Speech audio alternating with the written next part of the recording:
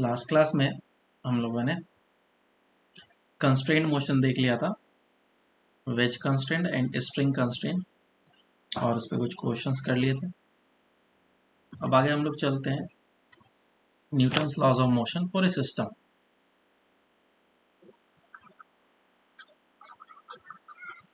Newton's laws of motion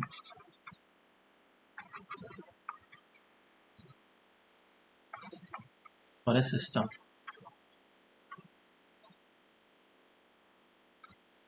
तो system के लिए अगर मैं एनएलएम के इक्वेशंस लगाऊंगा तो वो कैसे लगाऊंगा? सिस्टम मैंने पहले ही डिफाइन कर दिया है कि सिस्टम होता क्या चीज़ है।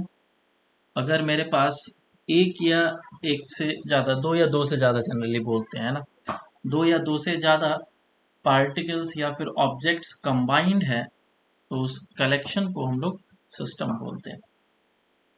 और मुझे सिस्टम पे इक्वेशन लगाना है। सिस्टम के लिए इक्वेशन कैसे लगेगा? लेट्स से कि मेरे पास एक पार्टिकल या फिर ऑब्जेक्ट है और वो ऑब्जेक्ट किसी और से कनेक्टेड है या फिर नहीं कनेक्टेड है, या फिर कुछ और भी चीज़ें हो सकता है। तो मैंने इसको पूरा का पूरा एक सिस्टम ले लेते हैं, और सिस्टम लेने के बाद फोर्सेस दो तरह के डिफाइन हो जाते हैं। एक इंटरनल फोर्सेस आ जाते हैं और एक एक्सटर्नल फोर्सेस आता है। इंटरनल फोर्सेस वो फोर्सेस होते हैं जो इसके अंदर लग रहे हैं, और एक्सटर्नल फोर्सेस वो फोर्सेस होते हैं जो इस सिस्टम के बाहर से लग रहे हैं। जैसे कि अगर मैं इस ब्लॉक का एपीडी बनाऊंगा, M1 बोल देता हूँ इसे, और ये M2 बोल देता हूँ। तो M2 ब्लॉक पे लगने वाला जो फोर्स है, सिर्फ M2 का एपीडी बनाऊंगा तो टेंशन होगा और एक एक्सटर्नल फोर्स होगा, और M1 पे टेंशन आगे लगने वाला होगा, और ये पूरा का पूरा सिस्टम होगा। तो इस जगह पे जो टेंशन है इसे बोला जाएगा इंटरनल फोर्स, क्योंकि ये सिस्टम के इनसाइड लग रहा है, और इसे बोला जाएगा external force, and this tension will be called as internal forces.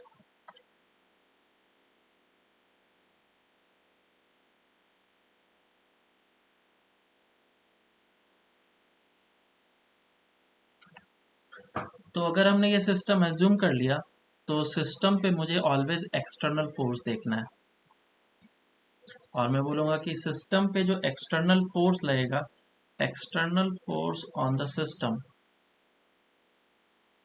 is basically equals to the mass into acceleration of each and individual particles।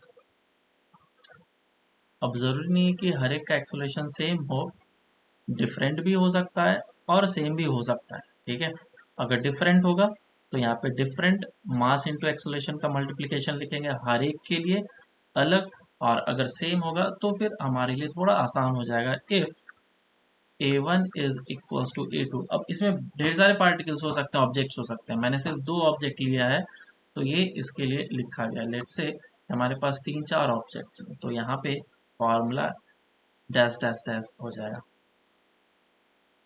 जितने सारे ऑब्जेक्ट उतने सारे मल्टीप्लिकेशंस। अब लेट से कि सभी का एक्सेलरेशन सेम है ए, तो मैं फॉर्मूला अब किस तरीके से लिखूंगा, that external force on any system is equals to mass,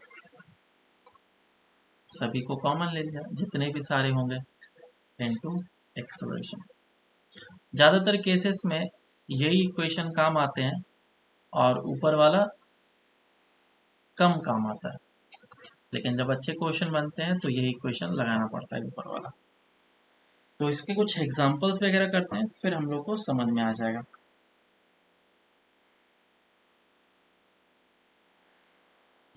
question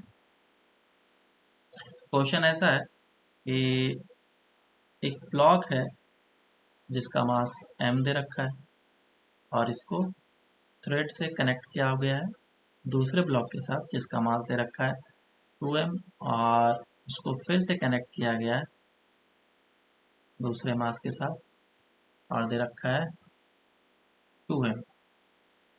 और इस पूरे सिस्टम पे आगे की डायरेक्शन में फोर्स लगाया जा रहा है of F Newton, which is let's say F is 60 Newton, और जो मास दिया हुआ है मास दे रखा है m इज इक्वल्स टू मान लो 2 kg। तो पूछा गया है कि पहले वाली रस्सी और दूसरे वाली रस्सी में टेंशन कितना होगा। Find tension in first and second string, ये दो चीज निकालना। तो देखो इसको हम लोग करेंगे किस तरीके से। सबसे पहले क्या ले लेंगे हम लोग, सिस्टम। तो मैंने एक सिस्टम ले लिया और इस सिस्टम तुम कितना भी बड़ा रख सकते हो कितना भी छोटा रख सकते हो, तुम्हारे ऊपर डिपेंड करता है सिस्टम तुम्हें किसे लेना है। और ये हमने एक सिस्टम ले लिया, ये हमारा नया सिस्टम हो गया। तो इस सिस्टम के अंदर जितने भी सारे फोर्सेस लग रहे होंगे सारे के सारे इंटरनल है और वो किसी काम का नहीं है। बस एक फोर्स है जो कि एक्सटर्नल लग रहा है एफ। और क्योंकि सारे मासेस सभी एक दूसरे से अटैच्ड हैं तो सभी का एक्सेलरेशन क्या होगा, सेम। और मैं सिस्टम का इक्वेशन लगा देता हूँ, F external on the system is equals to mass into acceleration.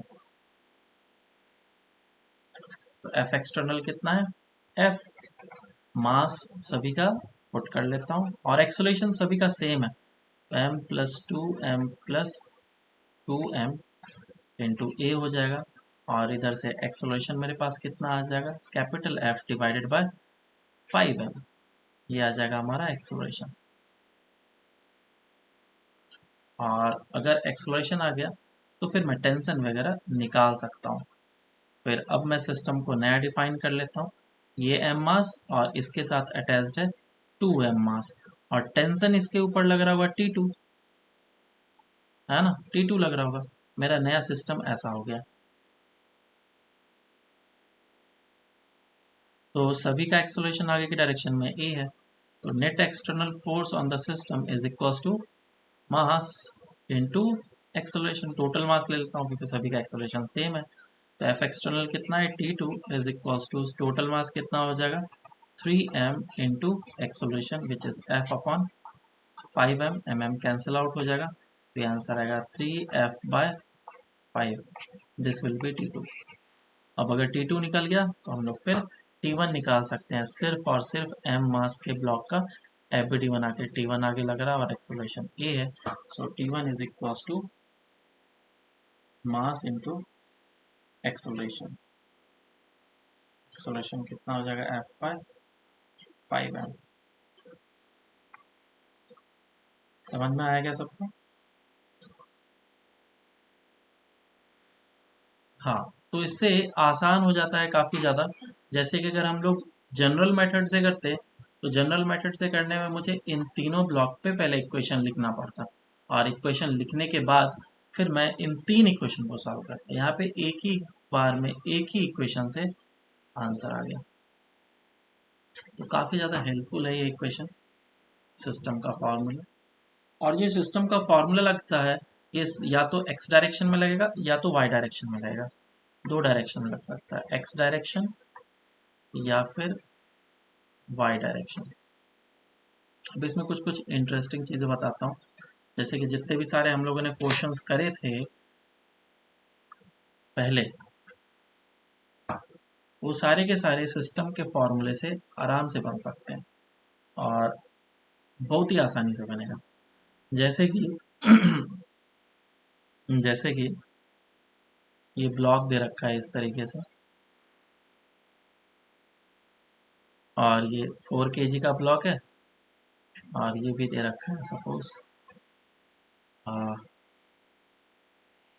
6 kg का ब्लॉक है। तो क्वेश्चन पूछा गया एक्सेलरेशन कितना होगा। हालांकि शॉर्ट ट्रिक में बता रहा हूँ, ठीक है। हालांकि अगर मैं फोर्सेस, हाँ बहुत ही आसान है, बाकी सबको बता देने दो। हालांकि ये जो फोर्सेस लगेंगे ये अलग अलग डायरेक्शन में लगेंगे, लेकिन फिर भी मैं सिस्टम का इक्वेशन इसके ऊपर लगा सकता हूँ। तो इसको मैं एक सिस्टम ले लेता हूँ इस तरीके से, ऐसा। और सिस्टम पे जो एक्सटर्नल फोर्स होगा वो एक इस डायरेक्शन में लग रहा होगा 6G और एक नीचे की डायरेक्शन में लग रहा होगा 4G। और टेंशन जो होगा इंटरनल फोर्सेस होंगे। तो क्या ये 4G इस पूरे सिस्टम को एक्सलेट कराने में हेल्प कर रहा है क्या? नहीं। तो हम लोग क्या लिखेंगे, F external on the system is equal to total mass into acceleration. क्या सभी का एक्सेलरेशन सेम है? बिल्कुल सेम है। ये जो शॉर्ट ट्रिक बता रहा हूँ जिसमें हम लोग सभी मासेस का एक्सेलरेशन सेम होगा उस पर अप्लाई करेंगे और काफ़ी अच्छे तरीके से आंसर आता है। तो F external is equal to mass into acceleration. F external कितना हो जाएगा, 6g। और ये 4g नहीं होगा, क्यों? क्योंकि ये 4g जो है ये इस पूरे सिस्टम को एक्सेलरेट कराने की कोशिश नहीं कर रहा है। मान लो कि इस सिस्टम को मैंने थोड़ा स्ट्रेट कर दिया तो ऐसा हो जाएगा, जो कि इस तरीके से बेंड फॉर्म में था तो ये अभी स्ट्रेट हो गया है। और 6g इस डायरेक्शन में लग रहा है और इस डायरेक्शन में लग रहा है 4g। तो बेसिकली ये 4g का कोई मतलब नहीं है और सिस्टम आगे के डायरेक्शन में मूव करेगा सेम एक्सेलरेशन से। तो ऐसे करके समझना, ठीक है। अब टोटल मास, क्या दोनों ये जो 6g लग रहा है क्या दोनों मास को एक्सेलरेट करा रहा है? बिल्कुल, 6 + 4 और दोनों का एक्सेलरेशन सेम है। So a is equal to 6g divide by 10। तो इधर से हमारे पास आंसर आ जाएगा 6 मीटर पर सेकेंड स्क्वायर। अब सभी कोई एग्जैक्टली इसी तरीके से करेंगे, ठीक है। मैं क्वेश्चन दे रहा हूँ और तुम लोग को करना है। जैसे कि एटूड मशीन था, है ना। एटूड मशीन के लिए भी मुझे अब इक्वेशन लगाने की ज़रूरत नहीं है, वो एक ही बार में आंसर आएगा। मान लो कि एक ब्लॉक है जो कि 5 kg का है और ये ब्लॉक है 10 kg का। तो इसका एक्सेलरेशन बताओ कितना होगा, बताओ जल्दी से।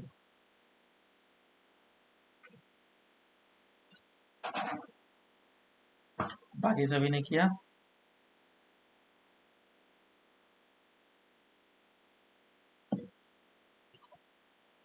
तो हमारा सिस्टम कैसा बनेगा, ऐसा।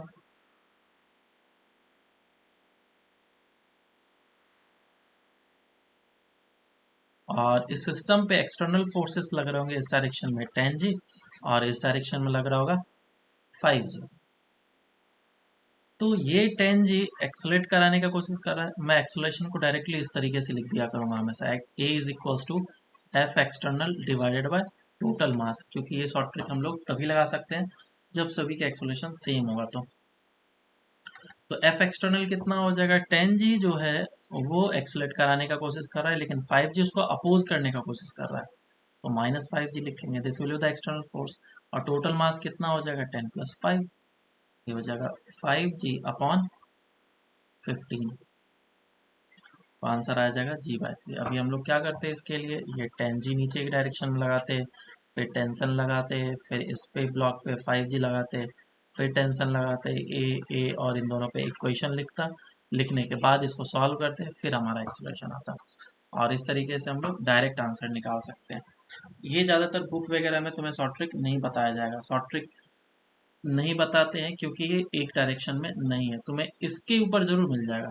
यहाँ ये एक तुम सिस्टम ले लो और डायरेक्ट आंसर एक बार में निकालो, क्योंकि ये एक्स डायरेक्शन में पूरा का पूरा है। ये सब चीज़ तुम्हें खुद से सोचना पड़ेगा। तो नेक्स्ट क्वेश्चन करते हैं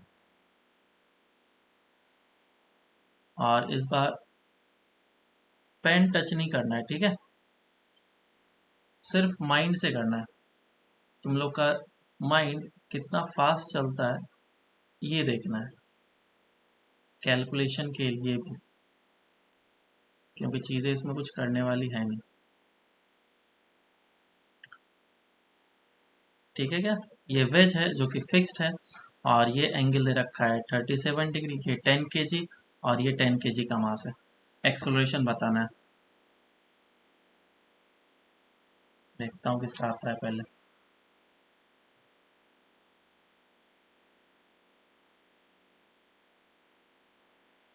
पेन टच नहीं करना है, पेन टच करके तो तुम बना ही लोगे, भरोसा है इतना तो। कितना आ रहा है, एक का 2 आया, किसी और का कुछ, ओके, और किसी का कुछ।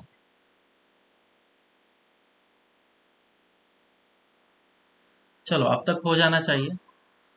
तो ये इस तरीके से सिस्टम बनेगा और सिस्टम अगर इस तरीके से बना तो नीचे की डायरेक्शन में लगेगा 10g और इस डायरेक्शन में लगेगा 10g sin 37।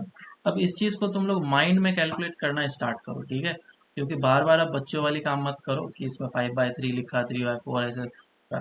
इसको डायरेक्टली कैलकुलेट करना स्टार्ट करो। ये 3/5 है, 5 से कट हो जाएगा 10, तो ये हो जाएगा तुम्हारा, है ना, तो ये आ जाएगा तुम्हारा टोटल 60, है ना। अब नेट फोर्स एक्सेलरेशन क्या होता है, F external upon total mass. F external कितना हो जाएगा, 100 minus 60 divided by total mass which is 20, so this will be equals to 40 divided by 20, 2 metre पर सेकेंड स्क्वायर। ये हमारा एक्सप्लेनेशन आ जाएगा। तो अभी एक दो और क्वेश्चन करते हैं हम लोग इस पे बेस्ड। ओके, तो एक और क्वेश्चन करते हैं। क्वेश्चन ऐसा दिया गया है, ये वेज है और इस वेज के ऊपर दो मासेस रखे हुए हैं, एक इस जगह पे और एक इस जगह पे।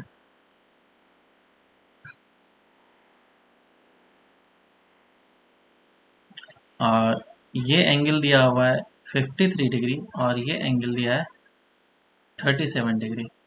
ये 10 kg का मास है और ये भी 10 kg का मास है। Find acceleration. सॉल्व करो।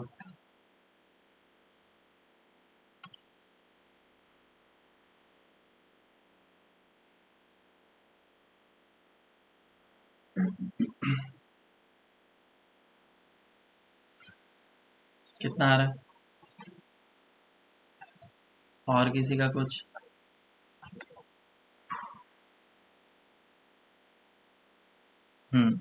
और किसी का?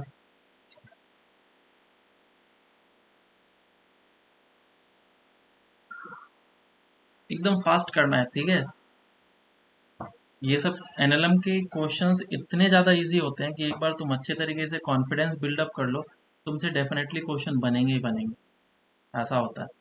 तो एनएलएम के क्वेश्चंस तुम्हें प्रैक्टिस करना पड़ेगा और कॉन्फिडेंस अलग गेन करना पड़ेगा।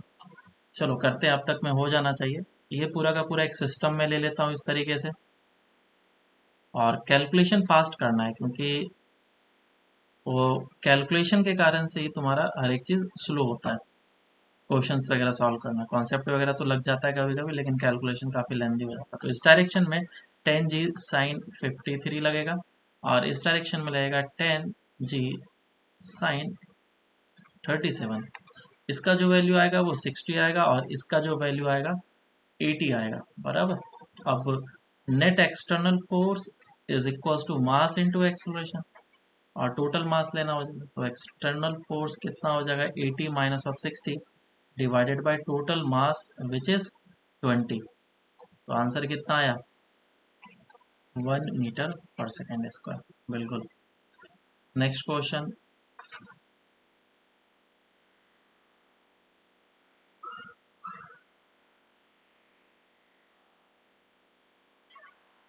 ये है तुम्हारा 37 डिग्री, मैं भी स्टैंडर्ड वैल्यूज दे रहा हूँ ताकि तुम्हें कोई प्रॉब्लम ना हो। और ये है एंगल 30 डिग्री और इस जगह पे ब्लॉक रखा है, ये ब्लॉक रखा है और ये दूसरा ब्लॉक रखा है। ये 15 kg रखा है, ये 5 kg रखा है और ये 10 kg रखा है। चलो सॉल्व करके बताओ एक्सेलरेशन कितना होगा।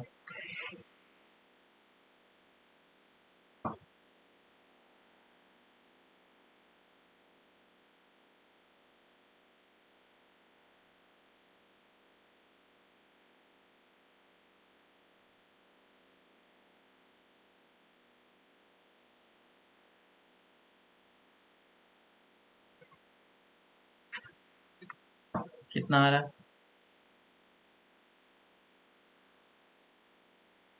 हम्म ये आ रहा है।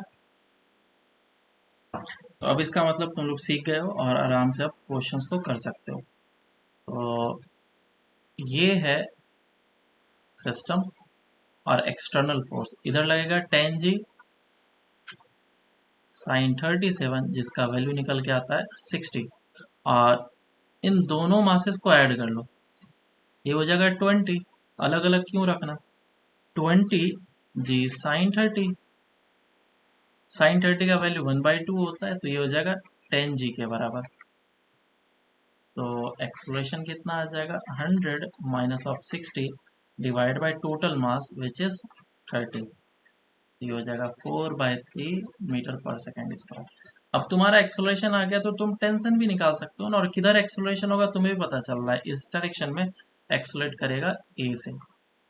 तो मान लो इसमें टेंशन पूछा होता, तो हम लोग सिर्फ एक 5 kg बॉडी का एफबीडी बना लेंगे, 5g sin 30, और पीछे लग रहा होगा टेंशन और आगे लग रहा होगा एक्सलेशन। तो हम लोग इक्वेशन क्या बनाएंगे, 5g sin 30 से 30 minus of t1 is equals to mass into acceleration. अब एक्सलेशन का वैल्यू पुट करो यहाँ पे और टेंशन निकालो। तो ऐसे ऐसे बेसिक क्वेश्चंस तो हम लोग कर ही सकते हैं, मतलब जितने भी पीछे हम लोगों ने किए ना अच्छे अच्छे क्वेश्चंस भी, वो सारे के सारे सिस्टम से हो जाएंगे। जैसे बंदर वाला क्वेश्चन करा था, लिफ्ट वाला करा था, सारे सिस्टम से हो जाएंगे। सिस्टम से क्या नहीं होगा, मतलब कि सिस्टम से ऐसा कौन सा है क्वेश्चन जो कि हमें ध्यान में रखना चाहिए, ये सब शॉर्ट ट्रिक से बन जाएगा। लेकिन शॉर्ट ट्रिक से क्या नहीं बनेगा, ये क्वेश्चन शॉर्ट ट्रिक से नहीं बनेगा, और इसके लिए काफ़ी अच्छे तरीके से काम करना पड़ेगा। और ये जो क्वेश्चन बता रहा हूँ मैं, ये काफ़ी अच्छा प्रॉब्लम है। बताने के बाद तुम लोग वापस से बैठ करके कम से कम 3-4 बार प्रैक्टिस करना, क्योंकि पहली बार में तो हवा ही नहीं लगने वाला है तुम्हें, क्या होगा ये क्या क्या लिखा है। कुछ कुछ लोगों को समझ में आ जाएगा नो डाउट, लेकिन कुछ लोगों को बिल्कुल समझ में नहीं आएगा। तो इसको थोड़ा सा प्रैक्टिस करना। ये कैपिटल एम मास है और ये स्मॉल एम मास है, और इस पूरे सिस्टम को फ्रिक्शनलेस फ्लोर पे रख दिया गया है, फ्रिक्शनलेस फ्लोर पे रख दिया गया, और पूछा गया कि ब्लॉक का और वेज का एक्सलेशन कितना होगा। Not only veg will move but also the block will move, है ना, ब्लॉक तो मूव करता ही करता है हमेशा, हमने देखा ही है, लेकिन इस बार वेज भी साथ ही साथ मूव करेगा। तुम बताओ कैसा मूवमेंट होगा। ब्लॉक का तो मुझे दिख रहा है वो नीचे की डायरेक्शन में आएगा ना, पहले मैं लिख लेता हूँ, find the acceleration of veg and block. काफी कॉम्प्लिकेटेड होने वाला है, तो मैं, हाँ ट्राई करो।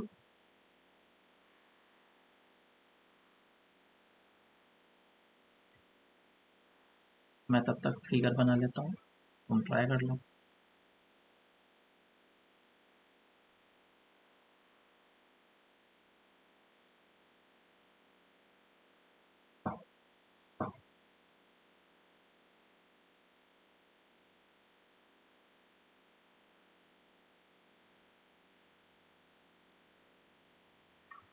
सिर्फ इक्वेशन लिखो, ठीक है, सॉल्व मत करना, क्योंकि इक्वेशन तुमने अगर सही लिख दिया तो बाकी सॉल्व तो हो ही जाएगा।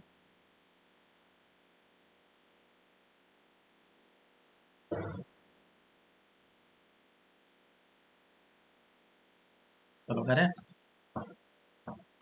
देखो इसको मैं स्मॉल एम ले लेता हूँ। तो मुझे पहले दो एक्सेलरेशन एज्यूम करने हैं। मुझे पता है कि ये जो ब्लॉक है ये इस डायरेक्शन में एक्सेलेट करेगा, सॉरी वेज जो है वो इस डायरेक्शन में एक्सेलेट करेगा ए से, और जो ब्लॉक है वो वेज के साथ ऑलवेज कांटेक्ट में भी रहेगा, ये भी है। अगर मैं इसके ऊपर चढ़ जाऊं, वेज के ऊपर चढ़ करके देखो, तो इस वेज के रेस्पेक्ट में या फिर उस पर्सन के या फिर ऑब्जर्वर के रेस्पेक्ट में ये जो ब्लॉक है वो इस डायरेक्शन में भी एक्सलेट करेगा, और उसका एक्सलेशन होगा बी। तो ए क्या है और बी क्या है उसे समझ लेते हैं। A is what, acceleration of wedge only in x direction and with respect to the ground, ground के रेस्पेक्ट में। बी का बात कर लेते हैं, तो बी क्या है, acceleration of block with respect to wedge. तो एक्चुअल में इस ब्लॉक का एक्सलेशन दो डायरेक्शन में है, कौन कौन सा, एक तो इस डायरेक्शन में बी है और इस डायरेक्शन में ए है, इन दोनों डायरेक्शन में, और एंगल है थीटा। तो मुझे यही चीज निकालना है। तो इसमें हम लोग इक्वेशन लगाएंगे। सबसे पहले तो एक सिस्टम का इक्वेशन लगा लेते हैं। सिस्टम के इक्वेशन लगाने के लिए मैं देखूंगा कि एक्स डायरेक्शन में लगाना है या फिर वाई डायरेक्शन में। तो वाई डायरेक्शन में से कोई एक्सोलेशन नहीं हो रहा है, इससे कोई मतलब नहीं है, तो मैं एक्स डायरेक्शन में लगाऊंगा। ये एम मास और ये कैपिटल एम, पूरा का पूरा एक सिस्टम ले लिया। इस सिस्टम पे कोई एक्सटर्नल फोर्स लग रहा है क्या, देख के बताओ। एक्स डायरेक्शन में, सिर्फ एक्स डायरेक्शन में देखना है, लग रहा है क्या? नहीं लग रहा है। और क्या दोनों का एक्सलेशन अलग अलग है?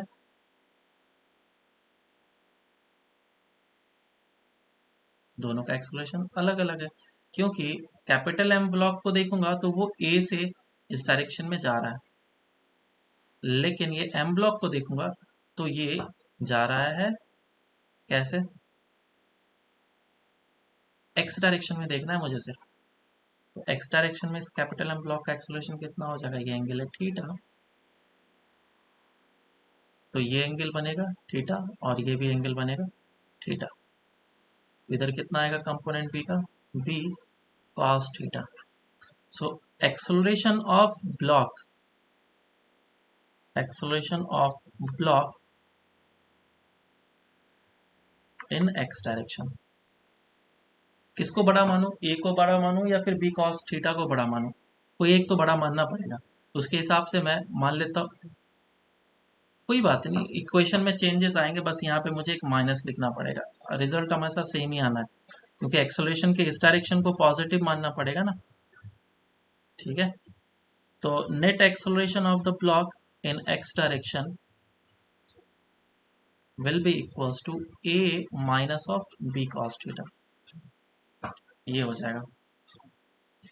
और मैं अब इस वैल्यूज को यहाँ पे पुट करूंगा। एफ एक्सटर्नल कितना है, जीरो, कोई भी फोर्सेस नहीं लग रहा है, is equals to mass m1, तो कैपिटल एम मास है, और इस डायरेक्शन का एक्सेलरेशन को पॉजिटिव माना है, इसका एक्सेलरेशन ए है, और इसी डायरेक्शन में एक्सेलरेशन इसका भी है, इसको मैं लिखूंगा small m into a minus of B cos theta. This is first equation, है ना। इसको अगर मैं ओपन कर लूँ तो ये कुछ ऐसा हो जाएगा, capital M A plus small M A minus of M B cos theta.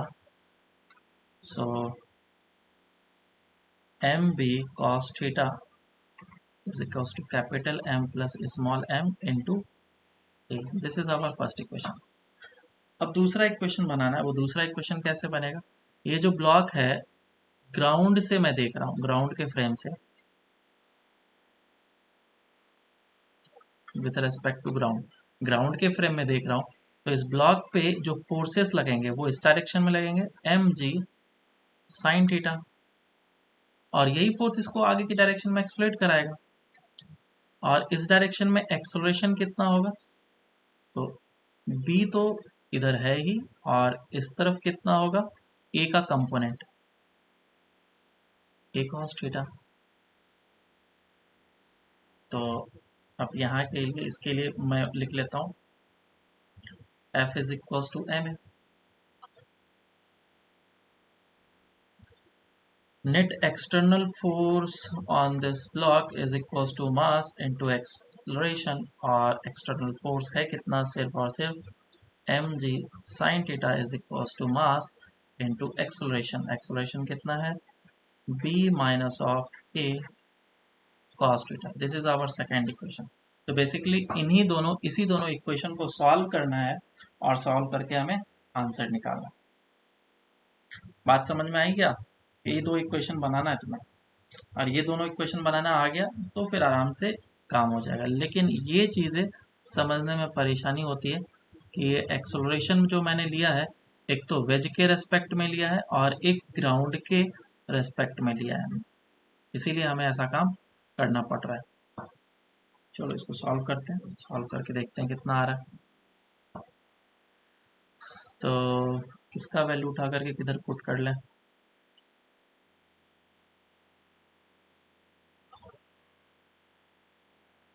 इसकी को सॉल्व करते हैं। ये बन जाएगा एम जी, एम से एम तो कैंसिल आउट कर लो, G sine theta. So G sine theta is equals to B minus of A cos theta. तो बी का वैल्यू पुट कर लो, हाँ बी का पुट कर लेता हूँ, capital M plus of small M divided by small M cos theta. और ए कॉमन ले लूँगा तो माइनस ऑफ कॉस थीटा इधर आएगा और इस तरफ ए आ जाएगा। सही है क्या, देख लो।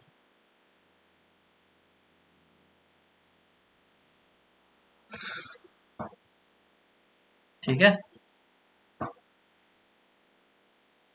अरे बी का वैल्यू पुट करा है ना इधर से, तो बी कितना हो जाएगा, B will be equals to capital M plus small M divided by M cos theta into ए।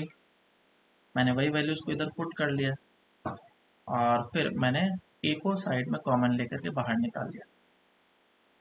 अब इसको मैं थोड़ा और सॉल्व करता हूँ, तो ये एम प्लस कैपिटल एम हो जाएगा minus of small M cos square theta divided by M cos theta into A, और ये हो जाएगा जी साइन थीटा। तो ए कितना आ जाएगा, A is equals to M G sine theta into cos theta divided by, तुम अगर इसमें m को कॉमन ले लो तो 1 माइनस कॉस स्क्वायर थीटा बचेगा। 1 माइनस कॉस स्क्वायर थीटा कितना होता है, साइन स्क्वायर थीटा। तो capital M plus small M sine square theta, ये आएगा हमारा ए। और इसी जगह से मैं फिर बी भी निकाल सकता हूँ। एससी वर्मा में सेंटर ऑफ मास का जब तुम क्वेश्चन करोगे तो उस समय इस एक्सोलेशन का जरूरत पड़ेगा। दूसरा बी कैसे, हाँ बोलो।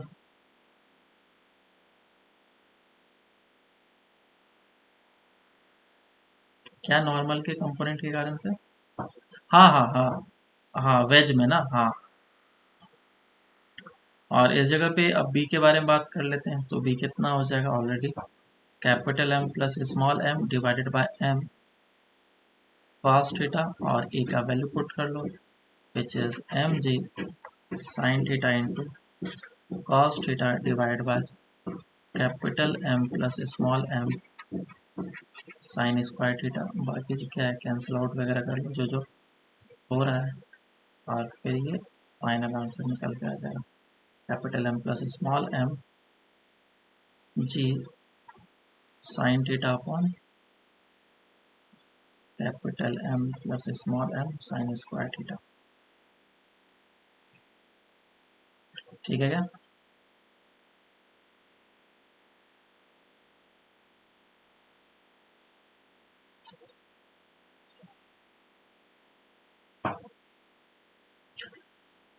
ये हमारा ए और बी निकल करके आ गया।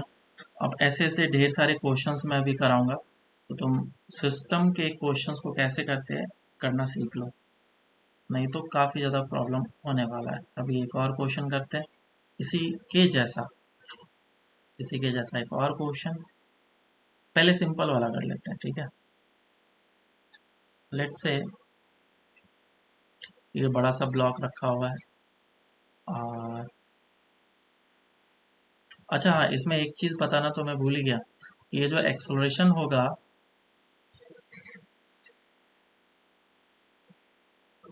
अगर मैं एक्सलरेशन बोलूँगा इस ब्लॉक का कितना है, वेज का तो आराम से ए आ जाएगा, लेकिन ब्लॉक का अगर बोला जाएगा एक्सलरेशन कितना है, so acceleration of block that will be, मुझे आई कैप और जे कैप के फॉर्म में लिखना पड़ेगा क्योंकि इसका दो डायरेक्शन में एक्सलरेशन है। तो ग्राउंड के फ्रेम में मुझे लेना है ए है और इस डायरेक्शन में बी है, इस बी का कंपोनेंट लेंगे बी इंटू थीटा, तो इधर आ जाएगा बी साइन थीटा और इस तरफ आ जाएगा B cos theta. So acceleration of the block is equals to A I cap sorry a minus of b cos theta I cap and minus of b sin theta j cap. So this is the acceleration of the block B with respect to the ground, ये ground के respect में। तो question में अगर ये पूछ लिया कि ग्राउंड के रेस्पेक्ट में कितना है, तो तुम्हें ये कैलकुलेट करना है, ना कि बी, ना कि ए और बी तो कैलकुलेट करना ही पड़ेगा, तभी जाकर के एक्सेलरेशन ऑफ बी निकल करके आएगा तुम्हारा। This will be the resultant. Question करते हैं।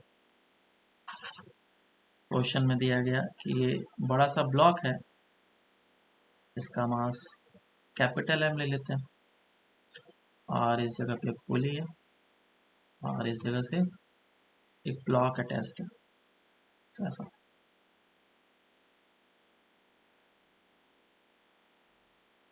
और पूरा सिस्टम एक हॉरिजॉन्टल सरफेस पे रख दिया गया है, जो कि फ्रिक्शनलेस है। फ्रिक्शन हर एक जगह पे अपसेंट है, और ये स्मॉल एम मास है।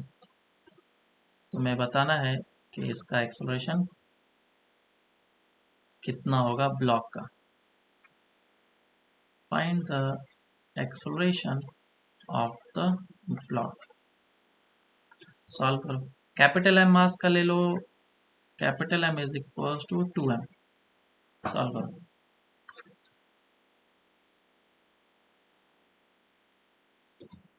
तो मुझे स्मॉलर ब्लॉक का इसमें एक्सेलरेशन निकालना है। तो पहले क्या करना पड़ेगा, मुझे एक सिस्टम बनाना पड़ेगा, और सिस्टम बना करके फिर उस पर इक्वेशन लिखना पड़ेगा। तो लेट से मैं पहले ये सिस्टम ले रहा हूँ,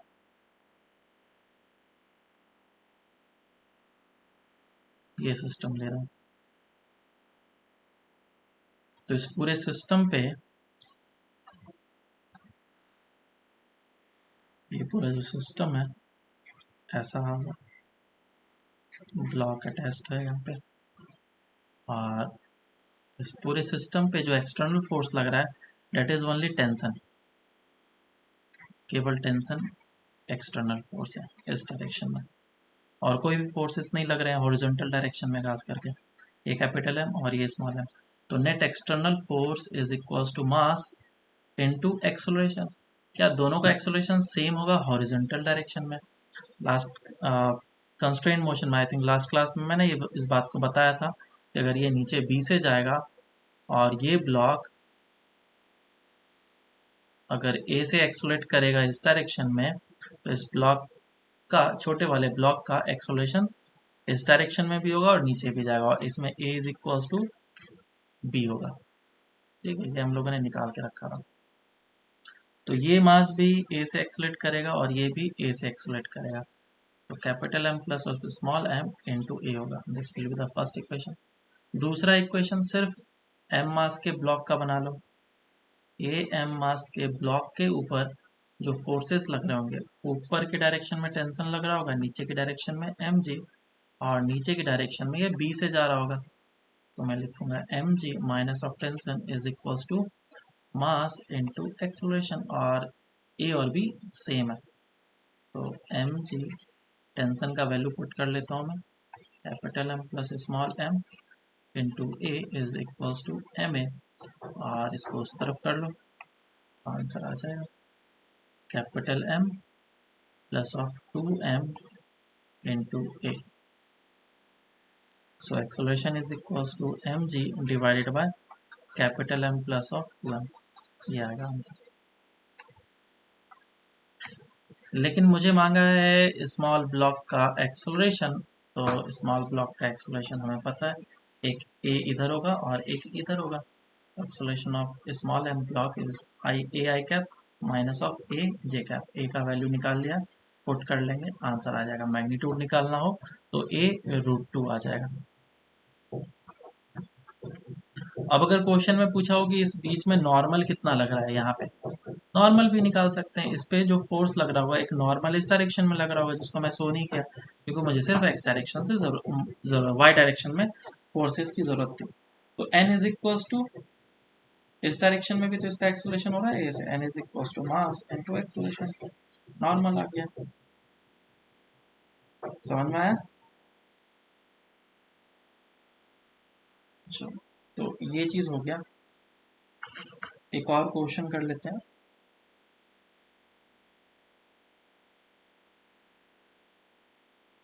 क्वेश्चन ऐसा है,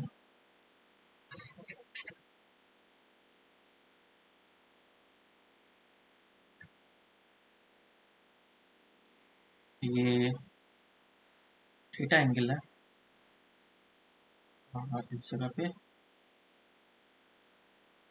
वेज है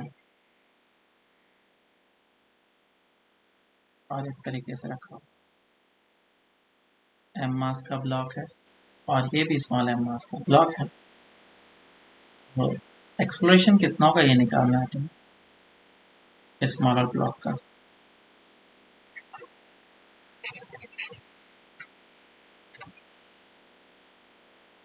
बड़े वाले ब्लॉक का निकाल लो या फिर छोटे वाले का। वेज वेज निकालो, वेक्टर फॉर्म में फिर करना पड़ जाएगा।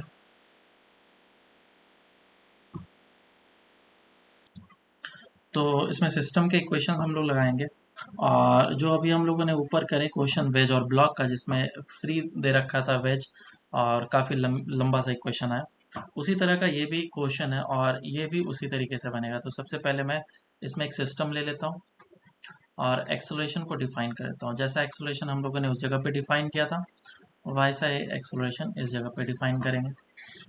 तो ये है ऐसा और ये है ऐसा, ये इस तरीके से अटैच्ड है यहाँ पे, ऐसा अटैच किया हुआ है। अगर ये अटैच्ड है और इस डायरेक्शन में ये ए से जा रहा है तो इसका एक्सेलरेशन कितना होगा, नीचे की डायरेक्शन में मान लेता हूँ बी से। तो इस एक्सेलरेशन बी को निकालते हैं कितना होगा। तो ये हो जाएगा लेंथ L1 और ये हो जाएगा length L2। So dL1/dt plus dL2/dt is equals to 0। इस पॉइंट का 0 और इस पॉइंट का ए से एक्सेलरेशन हो रहा है तो हो जाएगा 0 माइनस ऑफ ए प्लस। अब दूसरे वाले का देखेंगे तो दूसरे वाले का कितना आएगा। मैं इसके फ्रेम में जाकर के बैठ जाता हूँ तो इस पॉइंट को तो मैं स्टेशनरी बोल दूंगा और ये पॉइंट बी से बड़ा आ रहा है तो ये 0 plus of B is equals to 0 हो जाएगा। So A is equals to B आया इधर से, तो मुझे एक रिलेशन निकल के आ गया at A is equals to B है। अब क्या करना है, मैंने सिस्टम का इक्वेशन लगाना तो इसके ऊपर पूरा का पूरा एक सिस्टम ले लेता हूँ।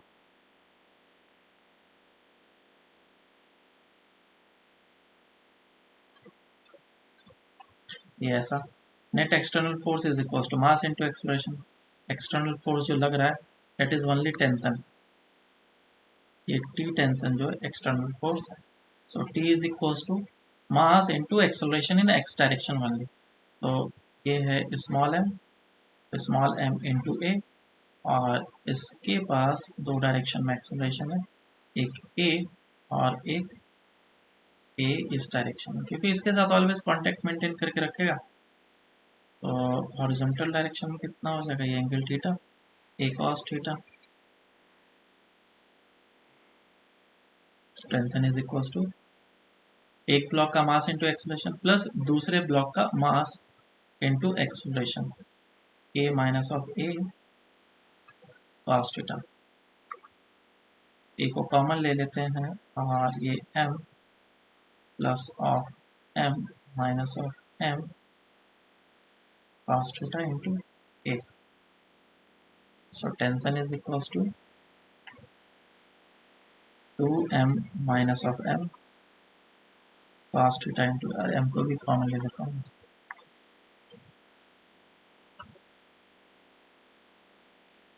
Two minus of cos theta into m a. This is first equation. Second equation मैं इसके ऊपर लगाऊंगा,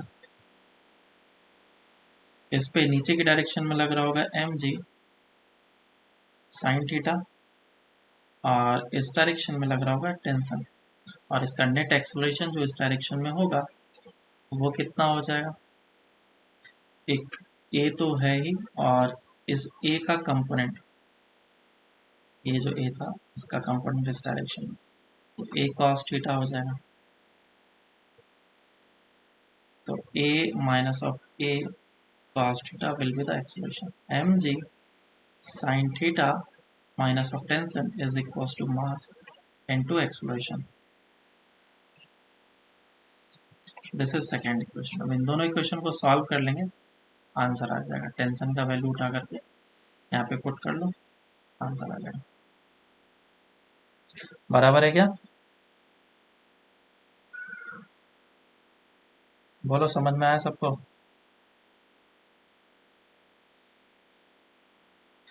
ठीक है, आगे बढ़ते हैं। अब आगे जो हम लोग पढ़ने जा रहे हैं डेट इज सूडो फोर्स।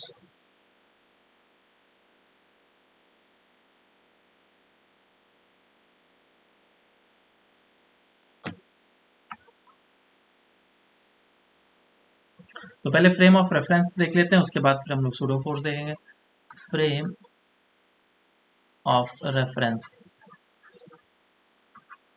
दो तरह के फ्रेम ऑफ रेफरेंस होते हैं, ये चीज़ मैंने पहले ही रेक्टिलिनियर मोशन में बता दिया था, रिलेटिव में बताया था। एक होता है इनर्शियल फ्रेम ऑफ रेफरेंस और एक होता है non inertial frame of reference. Frame of reference और एक होता है non inertial frame of reference. Frame of reference, तो दो तरह के फ्रेम ऑफ रेफरेंस है, इसको हम लोग डिफाइन कर लेते हैं। इनर्शिया से रिलेटेड होगा इनर्शियल फ्रेम ऑफ रेफरेंस। तो कोई भी ऐसा जो कि अपने स्टेट में कंटिन्यू कर रहा है, जैसे कि अगर कोई भी स्टेशनरी ऑब्जेक्ट है, रेस्ट पे है, या फिर कोई भी यूनिफॉर्म वेलोसिटी से जा रहा है।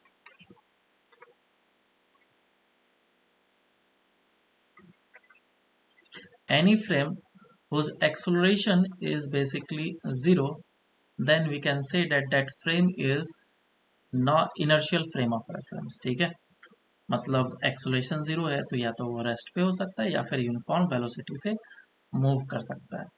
Non inertial frame of reference ऐसे फ्रेम होंगे जिसका एक्सलेशन जीरो नहीं होगा, और ऐसे फ्रेम ऑफ रेफरेंस को हम लोग non inertial frame of reference बोलते हैं। जैसे कि मान लो कि एक कार है और कार के ऊपर हम लोग बैठे हुए हैं, ये ऑब्जर्वर है जो कार के ऊपर बैठा हुआ और ये एक्सलेट कर रहा है 2 मीटर पर सेकेंड स्क्वायर से, तो ऐसा फ्रेम क्या कहलाएगा हमारा?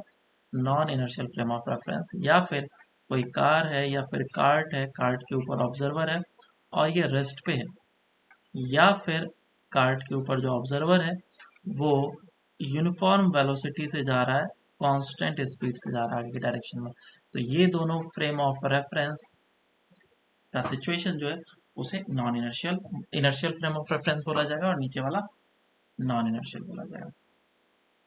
तो ये फ्रेम ऑफ रेफरेंस मैंने डिफाइन कर दिया। अब प्रॉब्लम क्या होता है, जब न्यूटन्स लॉज ऑफ मोशन हम लोग अप्लाई करते हैं या फिर न्यूटन्स के फॉर्मूले अप्लाई करते हैं इनर्शियल फ्रेम ऑफ रेफरेंस से, मतलब कि कोई भी ऑब्जर्वर दो जगह पे प्रेजेंट हो सकता है।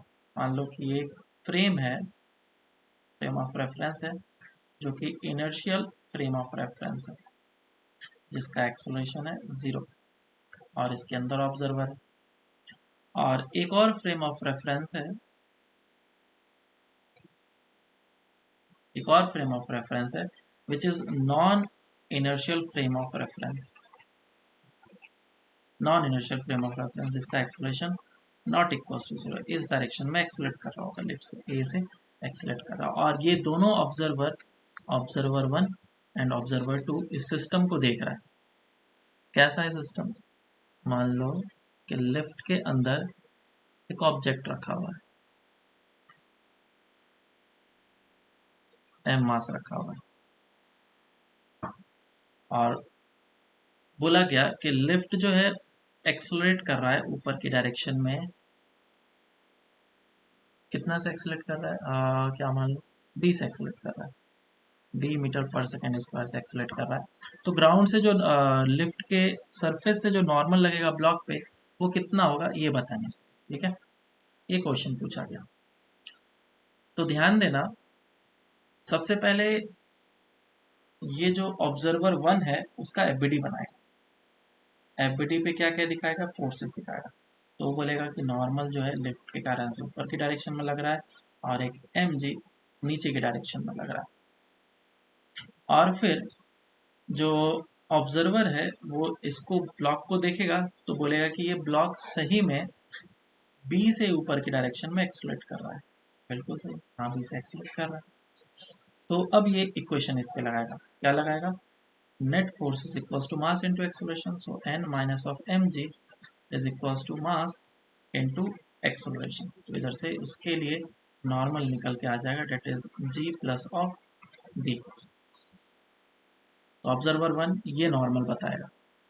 अब मानते हैं ऑब्जर्वर 2 जो है वो भी लिफ्ट के फ्रेम में है, उसको भी मैं लिफ्ट के फ्रेम में डाल देता हूँ, फिर हम लोग कंपैरिजन अच्छे तरीके से कर पाएंगे। लेट्स से कि ये जो ऑब्जर्वर है मेरा वो इस जगह पे, जो कि लिफ्ट के फ्रेम में, ऑब्जर्वर 2।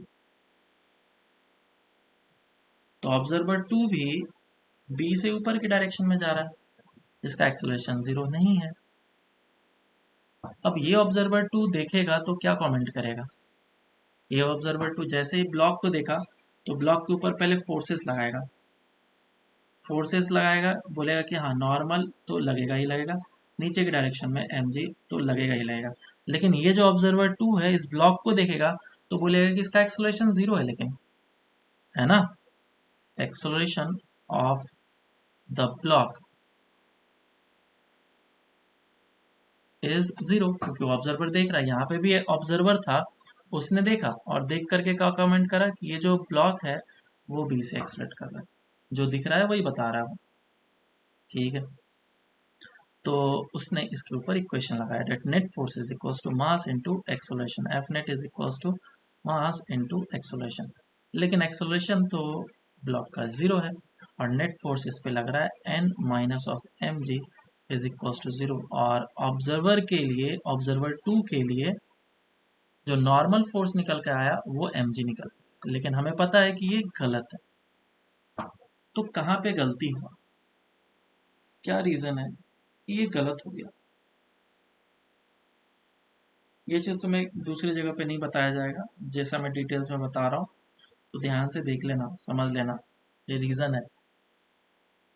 स्टेटमेंट में बोला जाएगा कि हम लोग एनएलएम के equations non inertial frame of reference से नहीं लगा सकते हैं, लगाएंगे तो हमारा आंसर आएगा गलत। लेकिन कुछ मॉडिफिकेशन के बाद फिर हम लोग non inertial frame of reference से भी एनएलएम के इक्वेशन लगा करके सही आंसर निकाल सकते हैं। लेकिन ये हमने अभी जिस तरीके से निकाला है नॉन इनर्शियल फ्रेम से, वो गलत आ रहा है इक्वेशन, नॉर्मल mg के बराबर आ रहा है, जो कि है नहीं। सही आंसर ये होना चाहिए। क्या मिस्टेक है बताओ।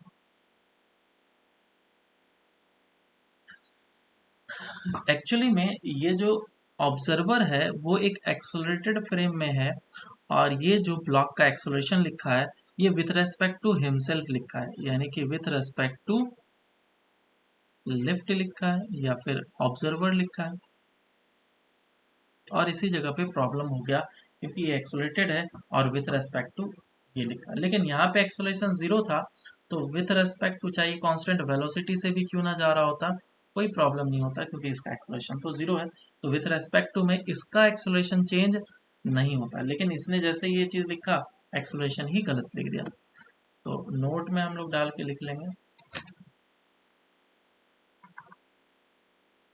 NLM Newton's laws of motion equation is not valid for an observer present in non-inertial frame of reference.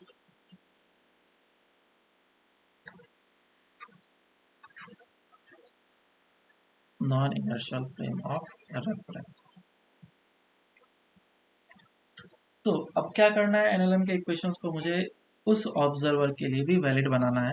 तो उसके लिए एक तरीका निकला, और तरीका क्या है, सूडो फोर्स का तरीका।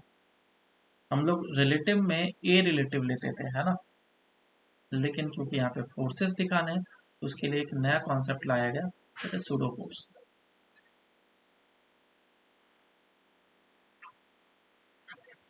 सूडो फोर्स, सूडो का मतलब क्या होता है, false.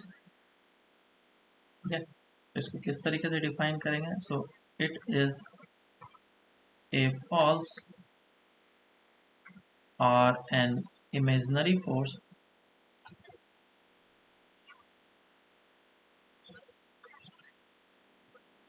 force acts on the object in opposite direction of acceleration of the observer. To make NLM equation correct for non-inertial frame of reference, अगर कोई भी observer non inertial frame of reference में present है और वो NLM के equation को लगाना चाहता है तो वो आराम से लगा करके निकाल सकता है, लेकिन ये है कि उसको एक सूडो फोर्स अप्लाई करना पड़ेगा। अब सूडो फोर्स क्या है? Pseudo force is an imaginary or kind of an false force जो कि एक्चुअल में लगता नहीं है लेकिन प्रेजेंट होता है ना, ऐसा हम लोग फील करते हैं। जिसको तुम्हें बताता हूँ, जैसे कि कोई भी कार है आगे के डायरेक्शन में मूव कर रहा है और तुम इस कार के ऊपर बैठे हुए है ना, सीट पे बैठे हुए हो, और ये कार जो है कांस्टेंट वेलोसिटी से मूव कर रहा होता है।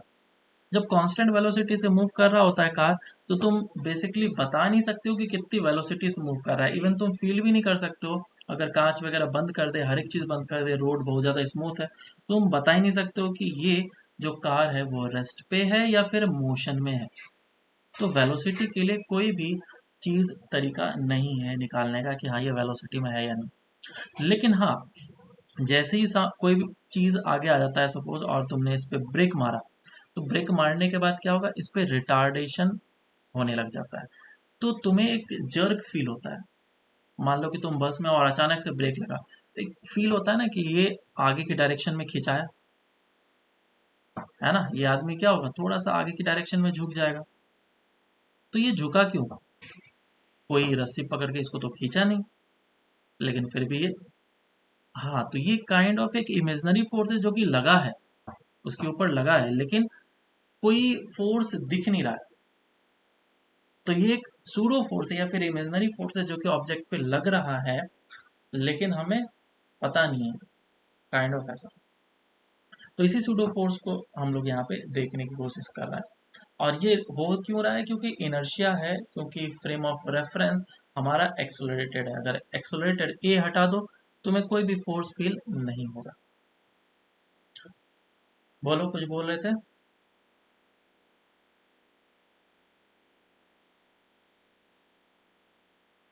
हाँ, वही चीज है ना।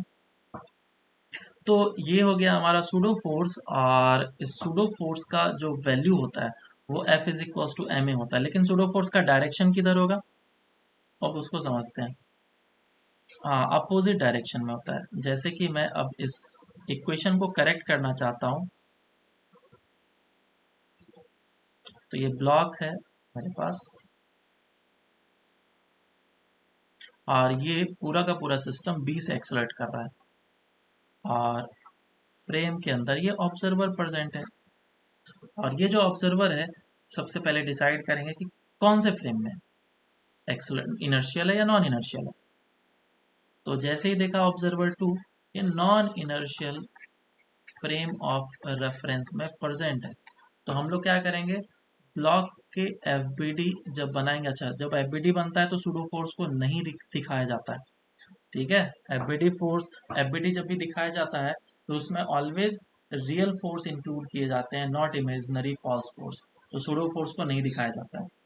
लेकिन हम लोग कैलकुलेशन करेंगे तो कैलकुलेशन के लिए तो शो करेंगे, तभी हमें समझ में आएगा अच्छे तरीके से। तो नॉर्मल ऊपर की डायरेक्शन में लगेगा ही लगेगा, नीचे की डायरेक्शन में एम जी लगेगा ही लगेगा। अब ऑब्जर्वर को देखो, ऑब्जर्वर जो है वो ऊपर की डायरेक्शन में ए से एक्सलेट कर रहा है, तो इस पे जो सूडो फोर्स लगेगा वो नीचे की डायरेक्शन में लगेगा, अपोजिट डायरेक्शन में। ऑब्जर्वर सॉरी बी से एक्सलेट कर रहा है, तो इस पे सूडो फोर्स लगेगा नीचे की डायरेक्शन में। और फोर्स इज इक्वल्स टू क्या होता है, mass into acceleration. So P pseudo is equals to mass into acceleration, where acceleration is what, observer का एक्सेलरेशन। A is the acceleration of observer and m is the mass of the object, mass of the object जिस पे मैं pseudo force लगाना चाहता हूँ। जैसे कि ये m ब्लॉक पे मैंने सूडो फोर्स लगाया तो इसका मास लूंगा m और इस पे b लगेगा, क्योंकि b is the acceleration of the observer.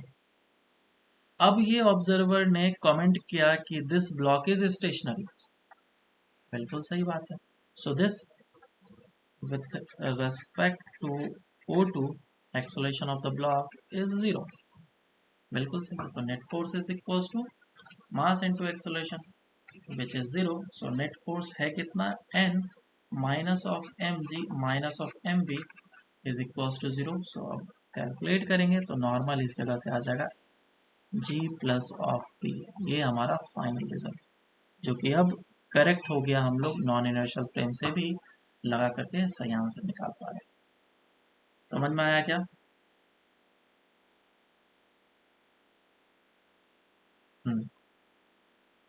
तो जैसे कि क्वेश्चन करते हैं,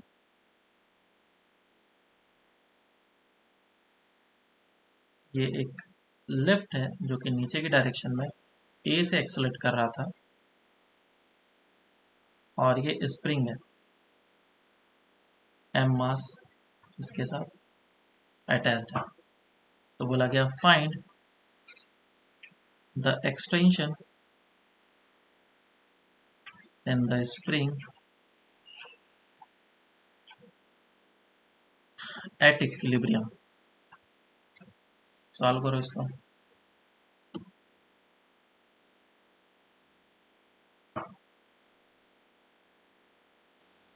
तो इसको सॉल्व करते हैं, दोनों फ्रेम ऑफ रेफरेंस से मैं करके दिखाऊंगा। सबसे पहले हम लोग इस फ्रेम से कर लेते हैं, लिफ्ट के फ्रेम से, ठीक है। तो हम लोग जनरली उस फ्रेम में चले जाते हैं जिस फ्रेम में वो स्टॉप होते हुए मुझे दिखे। ऐसा नहीं कि उस फ्रेम में, ऐसे फ्रेम में चले गए जहाँ पे वो ब्लॉक भी एक्सेलेरेट कर रहा है, तो फिर क्या फ़ायदा फ्रेम में जाने का। ऐसे फ्रेम में जाओ जिस फ्रेम में वो रेस्ट पे हो, तब जाके फ़ायदा हो। तो मैं ये इस फ्रेम में चला गया और ऑब्जर्वर हूँ, मैं देख रहा हूँ। और मैं पहले फोर्सेस लगाऊंगा तो नीचे की डायरेक्शन में लगेगा एम जी और ऊपर की डायरेक्शन में लगेगा के एक्स। और क्योंकि मैं ऑब्जर्वर हूँ और मैं एक ऐसे फ्रेम में हूँ जो कि एक्सलेट कर रहा है नीचे की डायरेक्शन में, इसमें सूडो फोर्स लगेगा ऊपर की डायरेक्शन में एम इंटू ए। और ऑब्जर्वर इसको देख करके बोलेगा इसका नेट एक्सलेशन कितना है, 0 है, क्योंकि ये स्टेशनरी है। So F is equals to mass into acceleration which is 0। Mass कितना हो जाएगा m, अरे क्या, ये चीज 0 हो जाएगा और एफ एक्सटर्नल कितना हो जाएगा which is M G minus of M A minus of K X. So K X will be equals to M into G minus of A. और याद करो हम लोग हमेशा जी इफेक्टिव बोला करते थे, ये जी इफेक्टिव हमेशा काम का चीज है, वो हमेशा आएगा ही आएगा। जी इफेक्टिव कितना हो जाएगा, जी माइनस ऑफ ए, ठीक है। अब दूसरे फ्रेम से ग्राउंड के फ्रेम ऑफ रेफरेंस से कर लेते हैं। ग्राउंड में एक बंदा है जो बैठ करके देख रहा है एम ब्लॉक को, और उस पर जो फोर्सेस लग रहे हैं एम जी लगेगा और के एक्स ऊपर लगेगा और बोलेगा कि ये नीचे की डायरेक्शन में इसे एक्सेलरेट कर रहा है। तो net force is equal to mass into acceleration is equal to mass into acceleration. तो इधर से भी सॉल्व करेंगे तो हमारा आंसर वही आ जाएगा, ठीक है। नेक्स्ट क्वेश्चन करते हैं। नेक्स्ट क्वेश्चन ऐसा है कि एक ब्लॉक है और एक ब्लॉक, हाँ ये लो,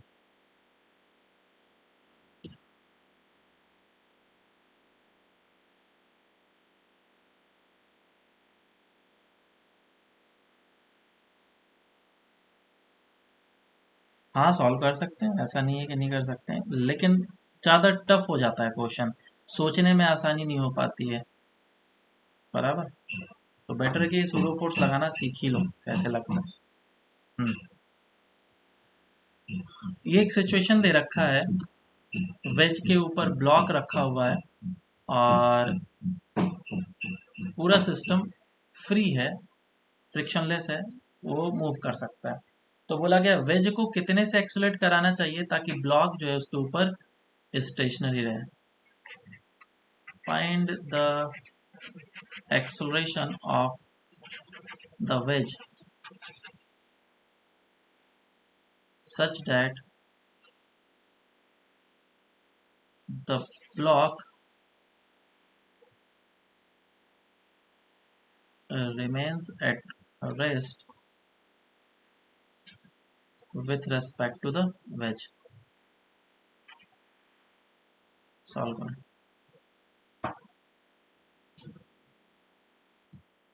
तो मुझे ये निकालना है कि इसका कितना एक्सेलरेशन होना चाहिए इस वेज का ताकि ब्लॉक जो है उसके ऊपर स्लिप ना करे।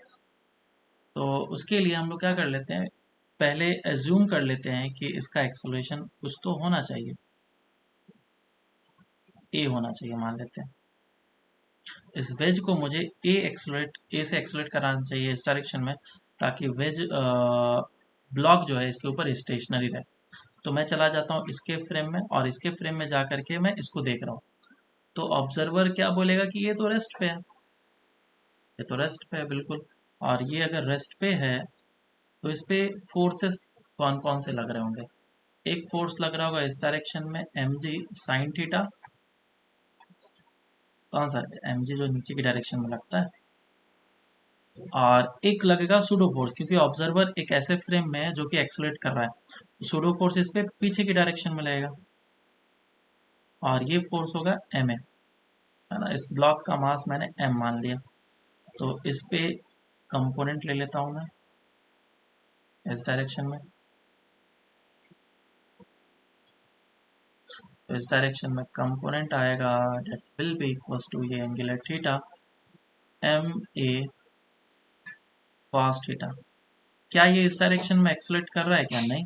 Acceleration in this direction is zero क्योंकि वो देख करके बता रहा है रेस्ट पे स्टेशनरी है। तो क्या दोनों फोर्सेस भी इक्वल होने चाहिए तभी तो ये स्टेशनरी हो सकता है। It means M G sine theta should be equals to M A cos theta. M M cancel out कर लो, so G tan theta is equals to A. तो इतना एक्सेलरेशन होना चाहिए ताकि वो जो ब्लॉक है वो उसके ऊपर स्लिप ना करे। आया था। Next question.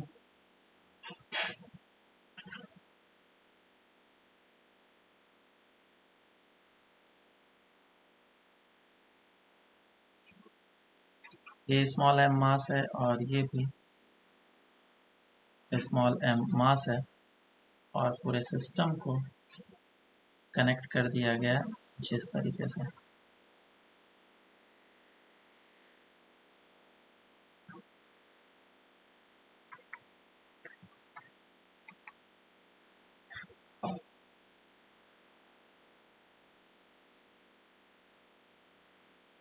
तो बोला गया इस कैपिटल एम का मास कितना होना चाहिए, कैपिटल एम मास कितना होना चाहिए such that block remains at rest with respect to wedge। Solve करो। तो पहले हम लोग ये निकाल लेंगे कि कितना एक्सेलरेशन होना चाहिए ताकि उसके ऊपर स्लिप ना करे, है ना। जो कि हम लोगों ने पहले ही ऊपर वाले पार्ट में कर लिया कि अगर इस पूरे सिस्टम का एक्सेलरेशन ए होगा इस डायरेक्शन में तो ये ए कितना होना चाहिए, जी टेन थीटा, ताकि वो स्लिप ना करे। ये हमारा निकल गया था। कैसे निकाला था, नीचे की डायरेक्शन में लग रहा था हमारा एम जी साइन थीटा, पीछे की डायरेक्शन में सूडो फोर्स लगा तो इधर आ जाएगा एम ए कॉस थीटा और दोनों फोर्सेस को मैंने कर दिया इक्वल। तो एक्सेलरेशन आ गया जी टेन थीटा। अब पूरा का पूरा सिस्टम इतने से ही एक्सेलरेट करना चाहिए, अगर इतने से एक्सेलरेट नहीं करेगा तब तो स्लिप करेगा। तो एक्सेलरेट अगर कराना है तो देखो एक चीज तो कंफर्म हो गया कि ये इसके ऊपर स्लिप नहीं कर रहा है, तो इसका मतलब ये ग्लू से चिपक चुका है ना। क्वेश्चन थोड़ा आसान बनाने के लिए मैं कर रहा हूँ। ये चिपक चुका है ग्लू से, या फिर पूरा सिस्टम ही एक है, ऐसा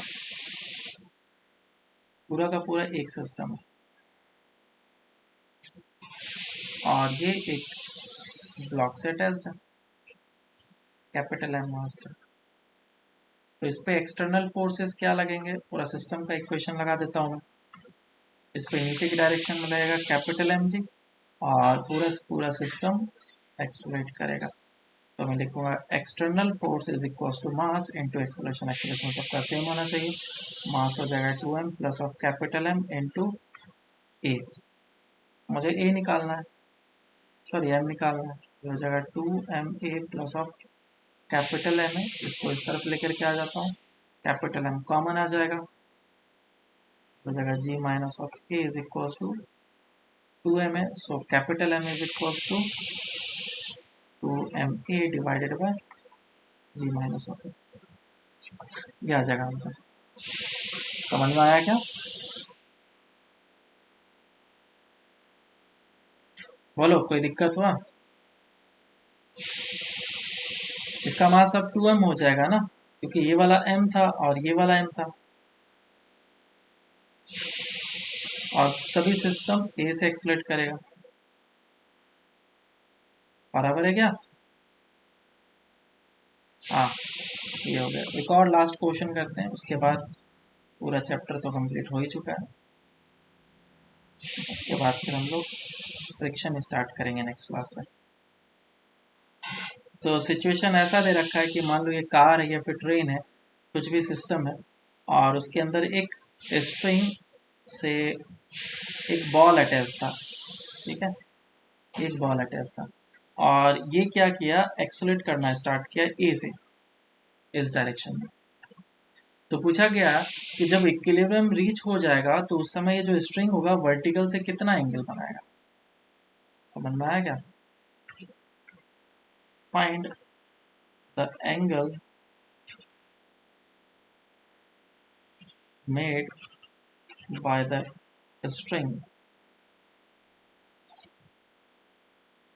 with vertical at equilibrium।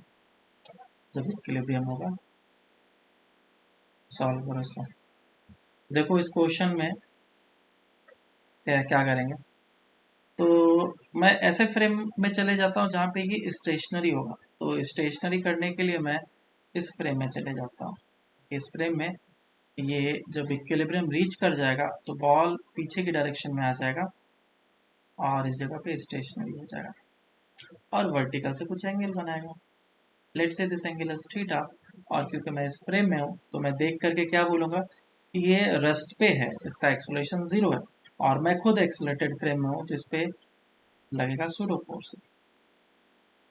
मास में मान लेता हूँ बॉल का m है, और इस पे नीचे की डायरेक्शन में mg भी लग रहा होगा, और इस पे लग रहा होगा टेंशन, जो टेंशन इस डायरेक्शन में होगा। तो इस बॉल का FBD बनाया मैंने। अब इस पे कंपोनेंट्स वगैरह ले लेता हूँ। टेंशन का एक कंपोनेंट इस डायरेक्शन में होगा, क्योंकि टेंशन तो इस डायरेक्शन में लग रहा है वर्टिकल से थीटा एंगल पे। तो इधर आएगा t cos थीटा, और इस तरफ आएगा t sin थीटा, और नीचे की डायरेक्शन में लगेगा mg, और इस डायरेक्शन में लगेगा मास इनटू एक्सेलरेशन। क्योंकि इसका x डायरेक्शन में और y डायरेक्शन में एक्सेलरेशन 0 है, ऑब्जर्वर देख के बता रहा है कि दोनों डायरेक्शन में एक्सेलरेशन क्या है, 0 है, तो नेट फोर्स भी 0 होना चाहिए। That means t sin theta should be equals to ma, and t cos theta should be equals to mg। This is our first equation, this is second equation। इन दोनों equation को divide कर लो, तो first divided by second कितना हो जाएगा, tan theta is equals to a by g। तो इधर से मेरा एंगल आ गया, theta is equals to tan inverse a by g। दूसरा, टेंशन कितना होगा इस स्ट्रिंग में, वो अगर मुझे निकालना है तो इन दोनों इक्वेशन को स्क्वायर करके ऐड कर लो, फर्स्ट का स्क्वायर प्लस सेकेंड का स्क्वायर कर लो, तो कितना आ जाएगा, टी स्क्वायर, और ये sine square theta plus cos square theta 1 हो जाएगा, और ये एम जी का होल स्क्वायर होगा, प्लस ऑफ एम ए का whole square. So tension is equals to M root under of G square plus of A square, और इस case में हमारा जो जी इफेक्टिव बन रहा है that is root under of G square plus of A square. So हमारा G effective इस केस के लिए A square plus G square आएगा। ठीक है, इसको हम लोग याद रखेंगे। दूसरा तरीका शॉर्ट ट्रिक में बता रहा हूँ। शॉर्ट ट्रिक से क्या करेंगे, क्योंकि इस पे जो फोर्सेस लग रहे हैं वो इस डायरेक्शन में लग रहा है एम ए, और इस डायरेक्शन में लग रहा है एम जी, और टेंशन इस डायरेक्शन में लग रहा है, तो ऑफकोर्स रिजल्टेंट फोर्स भी इसी डायरेक्शन में होना चाहिए। ये एंगल है थीटा, तो ये भी एंगल होगा थीटा। रिजल्टेंट फोर्स इसी डायरेक्शन में होगा, तभी वो टेंशन को बैलेंस कर पाएगा। तो टेन थीटा तुम डायरेक्ट यहीं से निकाल लो।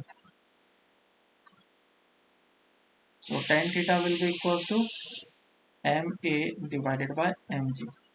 एम एम कैंसिल आउट कर लो, and tan theta is equal to A by G. इस शॉर्ट ट्रिक को याद रखेंगे, हम लोग आगे हमेशा यूज करेंगे।